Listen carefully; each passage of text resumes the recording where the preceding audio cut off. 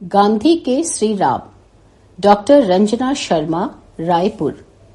राम नाम का प्रभाव महात्मा गांधी के जीवन में बचपन से था। अपनी आत्मकथा में वे लिखते हैं कि बचपन में जब भी उन्हें भय लगता था, तब वह भय से मुक्त होने के लिए राम नाम का जप किया करते थे।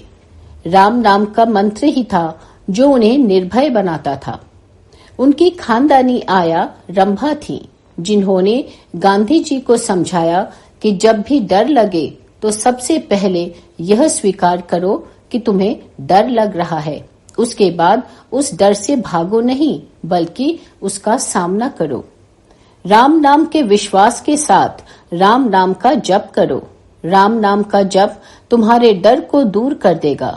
गांधी जी के मन में रंभा के प्रति आदर का भाव था। उन्होंने उनकी बात मानी और जब भी डर लगता तो विश्वास के साथ राम नाम का जप करने लगते और भय पर विजय प्राप्त कर निर्भय हो जाते। उन्होंने लिखा है कि मंत्र व्यक्ति के जीवन का सहारा बन जाता है और व्यक्ति को हर परीक्षा में, कठिन समय में सहज रूप से सहायता करता है। वे यह मानते हैं कि मंत्र की पुनरावृत्ति हर बार नए अर्थ में हमारे सामने आती है और हर बार वह हमें ईश्वर के और अधिक निकट ले जाती है। राम नाम का मंत्र वह आध्यात्मिक सूत्र है जो व्यक्तित्व के नकारात्मक भाव को सकारात्मक भाव में बदल देता है। वह क्रोध को करुणा में, बुरे भाव को सद्भाव में और घृणा को प्रेम में परिवर्तित कर देता है। राम नाम का मंत्र मस्तिष्क को शांत बना देता है। समस्त वैचारिक विरोधाभास को समाप्त कर चेतना के गहन स्तर पर पहुंचाकर जीवन को शांतमय व आनंदमय बना देता है। राम नाम का मंत्र महात्मा गांधी जी के लिए अक्षय आनंद का स्रोत था। वे प्रतिदिन मीलों टहलते समय भी इसका जप किया करते थे। इस राम नाम मंत्र साधना ने उन्हें भय और क्रोध पर विजय प्राप्त करना सिखा दिया था। इसका परिणाम यह हुआ कि कोई भी अशांति, हिंसा उनके मन की शांति व निडरता को भंग नहीं कर सकती थी। गांधी जी पूरी तरह राम पर आश्रित हो गए थे। गांधी जी कहते थे, मैंने उस अंतर्यामी को देखा नहीं है और न उसे जाना है। मैंने संसार का ईश्वर में जो विश्वास है उसी को अपनाया है। क्योंकि मेरी श्रद्धा अमिट है, इसलिए उस श्रद्धा को मैं अनुभव के समान समझता हूँ। ऐसे सर्वव्यापी सत्य नारायण प्रभु का साक्षात्कार करने के लिए मनुष्य के मन में छोटे से छोटे प्राणी के प्रति अपने ही जैसा प्रेम होना चाहिए। जो मनुष्य जैसा करता है वह जीवन के किसी क्षेत्र से बाहर नहीं रह सकता। हर क्षेत्र में उसे हर जगह सत्य नारायण प्रभु के ही दर्शन होंगे। गांधी जी कहते हैं, ईश्वर मेरी रग रग में समाया हुआ है। जब मैं सत्य को ईश्वर के रूप में ग्रहण करता हूँ तो यह मंत्र सत्य ही ईश्वर है मुझे ईश्वर को मानो अपनी आंखों के सामने प्रत्यक्ष दिखने की क्षमता प्रदान करता है। ईश्वर का अभय वचन है, जो प्रयत्न करना है उसका कभी नाश नहीं होता। गांधी जी की इसमें अटूट श्रद्धा थी। वे यह जानते थे कि इसका पालन करते हुए एक दिन ऐसा अवश्य आएगा जब इंद्रियों पर उनका पूरा नियंत्रण हो जाएगा और तब उन्हें ईश्वर प्रकाश का दर्शन होगा। गांधी जी कहते हैं, मानव जाति की सेवा के द्वारा ईश्वर दर्शन का प्रयत्न कर रहे हैं, क्योंकि वे यह मानते हैं कि ईश्वर न तो ऊपर स्वर्ग में है और न ही किसी पाताल में। ईश्वर सबके हृदय में विराजमान है। गांधी जी यह मानते हैं कि ईश्वर दर्शन व मोक्ष का मार्ग ही मानव जाति की सेवा है। गांधी जी यह कहते हैं कि उन्हें अनुभव होता है कि विश्व में व्यवस्था है। हर एक प्राणी और प्रत्येक वस्तु पर शासन करने वाला एक अटल नियम है और यह कोई अंधा नियम नहीं है, क्योंकि सजीव प्राणियों के आचरण को नियमित करने वाला कोई नियम अंधा नहीं हो सकता। जगदीश चंद्र बसु की खोज ने यह सिद्ध किया कि जड़ पदार्थों में भी जीवन है। गांधी जी कहते हैं, सब प्राणियों का शासन करने वाला नियम ही ईश्वर है। नियम और नियामक एक ही है। जिस तरह किसी सांसारिक राज्य को स्वीकार कर लेने से उसके अधीन जीवन आसान हो जाता है, उसी प्रकार दैवीय सत्ता को नम्र होकर चुपचाप स्वीकार कर लेने से जीवन की यात्रा सरल हो जाती है। संसार के सारे परिवर्तन के पीछे ऐसी कोई चेतन शक्ति है जो बदलती नहीं है, जो सबको धारण किए हुए है, जो सर्जन करती है, संहार करती है और फिर नया सर्जन करती है। यह जीवनदायी शक्ति ईश्वर है, क्योंकि इंद्रियों द्वारा दिखाई देने वाली कोई भी वस्तु न स्थायी है और न ही हो सकती है। इसलिए एकमात्र ईश्वर का ही अस्तित्व है। यह ईश्वर शक्ति शांति और कल्याणकारी है। ईश्वर जीव है, सत्य है और प्रकाश है। वही प्रेम है, वही परम मंगल कल्याणकारी है। गांधी जी ऐसा मानते हैं कि जो ईश्वर केवल बुद्धि को संतोष देता है, वह ईश्वर नहीं है। ईश्वर तभी ईश्वर है जब वह हृदय पर शासन करता हो, जो भक्त के छोटे से छोटे काम में प्रकट होता हो, जो इंद्रिय ज्ञान से परे अतीन्द्रिय ज्ञान द्वारा ज्ञात होता है, जिसका प्रमाण बाहरी साक्ष्यों से नहीं मिलता। जिन लोगों को ईश्वर का साक्षात्कार होता है, उनके स्वभाव व आचरण से उनमें परिवर्तन से पता चल सकता है कि उन्हें ईश्वर साक्षात्कार हो गया है। सभी महान ऋषि पैगंबर में यह देखा जा सकता है। गांधी जी कहते हैं, अटल श्रद्धा के द्वारा ईश्वर का साक्षात्कार हृदय में हो सकता है। इस अटल श्रद्धा को अपने अंदर विकसित करने का सबसे सरल व सुरक्षित मार्ग संसार के नैतिक शासन में है। इसलिए नैतिक कानून में सत्य और प्रेम के विपरीत सब बातों का सर्वथा त्याग करने का स्पष्ट संकल्प करने इस श्रद्धा को अपने अंदर उत्पन्न किया जा सकता है। गांधी जी कहते हैं, मेरी दृष्टि में ईश्वर सत्य और प्रेम है, नीति और सदाचार है, अभय है। ईश्वर प्रकाश व जीवन का स्रोत है, सबसे ऊपर सबसे परे है, परमात्मा है। वह वाणी व बुद्धि से परे है। वह शुद्धतम सार है, सत स्वरूप है। वह हमारे साथ वही व्यवहार करता है जो हम दूसरों जीव जंतु पशु पक्षी मनुष्य के साथ करते हैं। किंतु ईश्वर क्षमाशील भी है। वह हमें पश्चाताप का अवसर भी देता है। वह लोकतंत्रवादी है। वह हमें बुराई और भलाई के बीच चुनाव करने की स्वतंत्रता भी देता है। यह ईश्वर शक्ति जड़ पदार्थ व सभी चेतन प्राणियों में है। इस ईश्वर शक्ति को गांधी जी प्रेम शक्ति मानते हैं।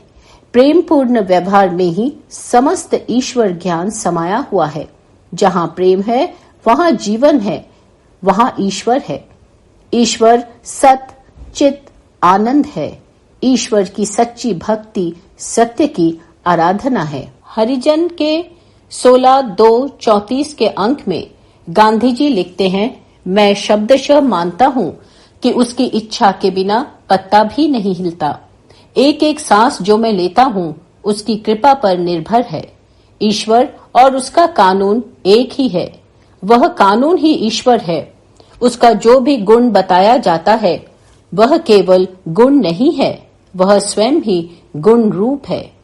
वह सत्य है, प्रेम है, कानून है और हजार अन्य वस्तुएं जो मनुष्य की बुद्धि सोच सकती है वह है। वह सर्वशक्तिमान और सर्वज्ञ है। वह एक ही समय में बिना किसी प्रयास के भूत, वर्तमान और भविष्य तीनों को जानता है। गांधी जी कहते हैं, मैं ईश्वर को कोई मनुष्य नहीं मानता। मेरे लिए सत्य ही ईश्वर है।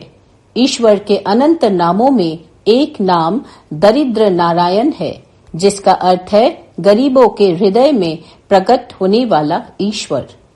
लाखों हृदय में निवास करने वाले ईश्वर की पूजा इन लाखों लोगों दरिद्र नारायण की सेवा करना ही है। मानव सेवा ही सच्ची ईश्वर सेवा है।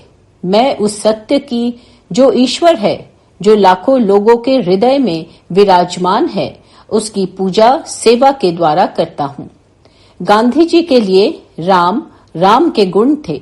राम के गुण ही ईश्वर हैं, इसलिए वे सत्य को ईश्वर मानते हैं। वे हरिजन के 8, 7, 67 के अंक में कहते हैं, मेरे लिए ईश्वर की अंतःकरण की या सत्य की आवाज या जिसे मैं अंतर्नाद कहता हूँ, सब एक ही अर्थ के सूचक शब्द हैं। वे कहते हैं, मैंने ईश्वर की आकृति नहीं देखी, मैंने ईश्वर को हमेशा निराकार माना। यह सत्य है, जो असीमित अनंत होगा वह सीमित आकार में कैसे हो सकता है। किंतु गांधी जी कहते हैं, उन्होंने असंदिग्ध रूप में ईश्वर की आवाज सुनी, जैसे कोई मनुष्य प्रत्यक्ष में कह रहा हो। इसे वे अंतरात्मा की आवाज कहते हैं। इस अंतरात्मा की आवाज से, ईश्वर की आवाज से चित्त की व्याकुलता समाप्त हो जाती है और चित्त शांत हो जाता है। मंदिर या मूर्ति पूजा का समर्थन करते हुए गांधी जी कहते हैं कि हम मानव परिवार के सब मनुष्य दार्शनिक नहीं हैं। किसी न किसी प्रकार हमें कोई ऐसी वस्तु चाहिए जिसे हम छू सके, जिसे हम देख सके, जिसके सामने हम घुटने टेक सकें। इसका कोई महत्व नहीं कि वह चीज कोई पुस्तक है या पत्थर का रिक्त भवन है या पत्थर का ऐसा भवन है जिसमें अनेक मूर्तियां निवास करती हैं। गांधी जी कहते हैं, विश्वास करो और इस अंतर की आवाज को सुनने का प्रयास करो। इस आवाज को चाहे जो भी नाम दो, लेकिन वास्तव में यह ईश्वर ही है। इस विश्व में ईश्वर के सिवा और कुछ है ही नहीं। जब हम अपने को शून्य कर देते हैं, तब ईश्वर मार्गदर्शन करता है। गांधी जी कहते हैं, ईश्वर की असंख्य व्याख्याएं हैं, उसकी अनगणित विभूतियां हैं। ये विभूतियां मुझे आश्चर्यचकित और स्तंभ भी करती हैं, लेकिन मैं ईश्वर की पूजा सत्य के रूप में ही करता हूँ। ईश्वर में विश्वास बुद्धि से परे श्रद्धा के द्वारा होता है। इंद्रियों के द्वारा ईश्वर का ज्ञान नहीं हो सकता, क्योंकि वह इंद्रियों से परे है। गांधी जी मानते हैं कि ईश्वर हमारे सामने शरीर धारण करके नहीं, बल्कि कार्य रूप में आता है। मनुष्य का अंतिम लक्ष्य ईश्वर साक्षात्कार है। ईश्वर को पाने का एकमात्र उपाय यह है कि उसे उसकी सृष्टि में देखा जाए, उसके साथ एकता अनुभव किया जाए, और यह सबकी सेवा से ही संभव है। मैं संपूर्ण का एक अविभाज्य अंग हूँ और मैं उसे अर्थात ईश्वर को शेष मानवता से पृथक नहीं मानता। बचपन में जब भी डर लगता था, खतरा मालूम होता था, राम नाम से मैं चिपट जाता था। राम नाम से ही मैं अपने डर पर, भय पर विजय प्राप्त कर पाता था। बाद में इस राम नाम ने ही गांधी जी को निर्भयता प्रदान की। गांधी जी कहते हैं, निर्बल के बल राम।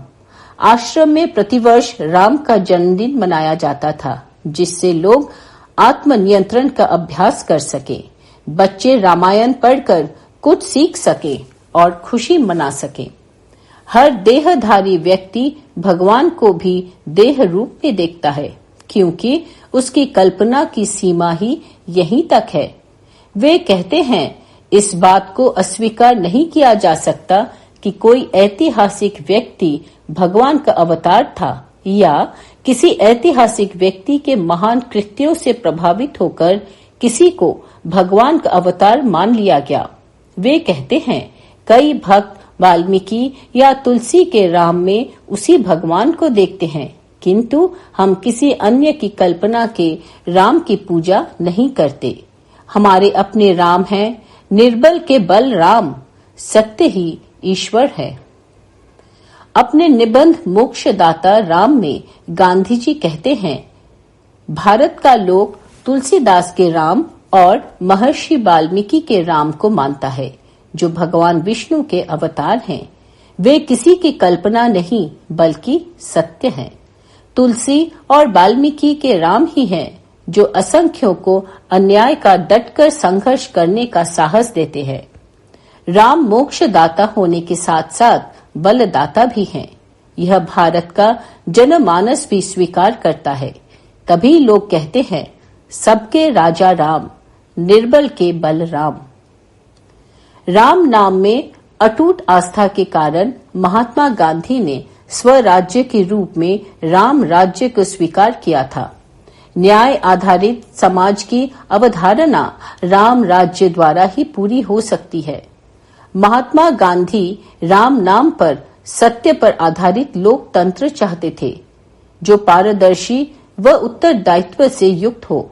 गांधी जी के जीवन की अमोघ शक्ति राम नाम है। बचपन से लेकर अंतिम समय तक उनके मुंह पर राम नाम ही रहा। राम नाम को वे कभी नहीं भूले। उन्होंने कहा कि वे अपनी अच्छी मृत्यु उसी को मानेंगे जब अंतिम समय में उनके मुंह से राम नाम निकले। यह गांधी जी के राम प्रभु की प्रति अपार श्रद्धा और विश्वास ही था। जब उन्हें गोली लगी तो अंतिम शब्द हे राम ही था। उन्होंने न केवल राम नाम को माना, वरन राम के गुण को अपने जीवन में आत्मसात किया, सत्य, प्रेम, क्षमा के रूप में अपनाकर। गांधी जी ने राम के सगुण निर्गुण दोनों रूपों को स्वीकार किया। उन्होंने माना कि हनुमान में जो अपार शक्ति थी, जिससे उन्होंने पर्वत उठाया, समुद्र लांघा, यह इसलिए क्योंकि उनके हृदय में राम विराजमान थे। वे केवल होठों से राम नाम नहीं जपते थे, बल्कि हर क्षण राम उनके हृदय में रहते थे। जो राम सबके हृदय में निवास करते हैं, उनकी देह नहीं हो सकती। वे देह भाव में सीमित नहीं हो सकते। गांधी जी के राम अद्भुत हैं। वे सुबह उठने से लेकर रात सोने तक दर्द का निवारण करते हैं, समस्त बाधा दूर करते हैं। गांधी जी के अनुसार राम शाश्वत, अजन्मा और अद्वितीय हैं। वे जगत के स्वामी हैं। गांधी जी राम के इसी स्वरूप की आराधना करते थे। वे केवल उसी के आकांक्षी थे और चाहते थे कि सब लोग वैसे बने। उनके अनुसार राम सबके लिए समान है। महात्मा गांधी की अटूट आस्था राम में थी, इसलिए उन्होंने अपने आदर्श समाज का नाम राम राज्य रखा। राम राज्य का अर्थ ईश्वर का राज्य है, अर्थात धर्म और पुण्य काम में निरंतर लगा रहने वाला राम राज्य आदर्श पुरुषोत्तम है। अतः राम राज्य आदर्श सर्वोत्तम राज्य है। राम राज्य का अर्थ पूर्ण सुशासन और पारदर्शिता है। गांधी जी के लिए राम और रहीम एक हैं, क्योंकि सत्य और धार्मिकता के अलावा वे किसी अन्य ईश्वर को स्वीकार नहीं करते। हिंदू संस्कृति में राम द्वारा किया गया शासन आदर्श शासन माना जाता है। गांधी जी भी इसी आदर्श राज्य की स्थापना लोकतंत्र के माध्यम से भारत में स्थापित करना चाहते थे। वे मानते थे कि शुद्ध नैतिक आधार पर ही इसकी स्थापना हो सकती है। ऐसे समाज में सद्गुण, नैतिकता और न्याय मुख्य आदर्श होते हैं। यह धर्मनिष्ठ, कर्तव्यनिष्ठ राज्य है, जिसमें संपन्न व निर्धन दोनों के समान अधिकार होते हैं। राम राज्य से अभिप्राय ईश्वर राज्य से है, जिसमें सत्य व धार्मिकता के एक ईश्वर को स्वीकार किया जाता है, जिसमें राम और रहीम एक हैं। गांधी जी के जीवन की भय से अभय तक की यात्रा राम नाम से ही। राम के प्रति, उनके गुणों के प्रति असीम अटूट आस्था से ही पूरी होती है। अंतिम समय में भी उनकी जिह्वा पर राम नाम ही था। हे राम कहते हुए ही पार्थिव शरीर को उन्होंने छोड़ा था। ऐसा संभव केवल तभी हो पाता है जब राम के गुणों को आत्मसात करते हुए उनके प्रति गहरी निष्ठा, आस्था व श्रद्धा हो। राम नाम का जप करते हुए उन्होंने भय पर विजय प्राप्त किया। राम नाम के प्रति आस्था ने सत्य को उनके मन में ईश्वर के रूप में स्थापित किया तथा आदर्श राज्य की परिकल्पना को राम राज्य के रूप में, आदर्श राज्य के रूप में स्थापित करने का लक्ष्य निर्धारित किया।